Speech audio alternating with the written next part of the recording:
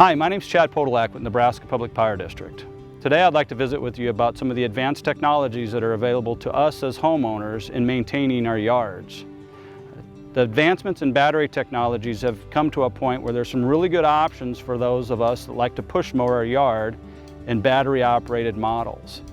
And there's more and more rider models becoming available for those that want to pursue battery technology that brings some of the cost and the maintenance savings with it on the rider model versions.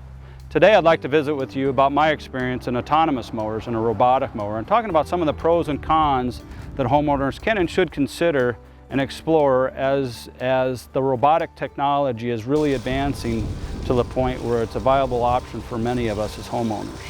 So my story began over the winter when I knew I was going to have to put some money into my riding mower that was about a dozen years old. So when I got into looking at options for new riders, used riders, the autonomous mower also came into play. And what I found out was I can get into a autonomous robotic mower for about the same cost as a good used mower and less money than a new riding mower. So that's the route I went. I'm about 6 months into it, and I can tell you I'm very thankful I made the decision. The time savings has been very noticeable, and the maintenance costs is something I think I'll continue to benefit from. I can expect to spend about $3 a month in replacing my blades, and every model is going to be a little different, but for the most part it's a couple bucks a month in blade replacements. I think the electricity consumption and the usage is about $1.50, maybe $2 a month in electricity usage that it uses. And for the model that I have, they recommend replacing the battery every 5 years for about $120.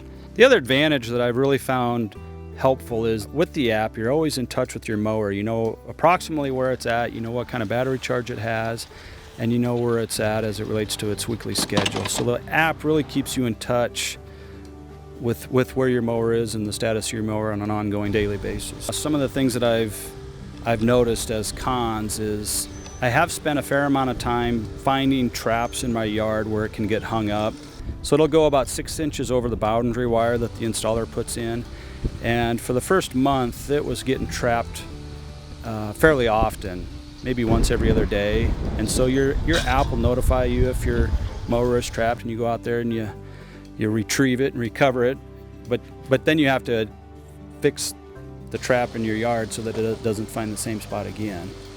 The other thing that's noticeable, if you're a traditional mower and you're awfully proud of straight lines, you're not going to see straight lines with your robotic mowers. And it's really important you understand the pros and cons of these new technologies because they are different.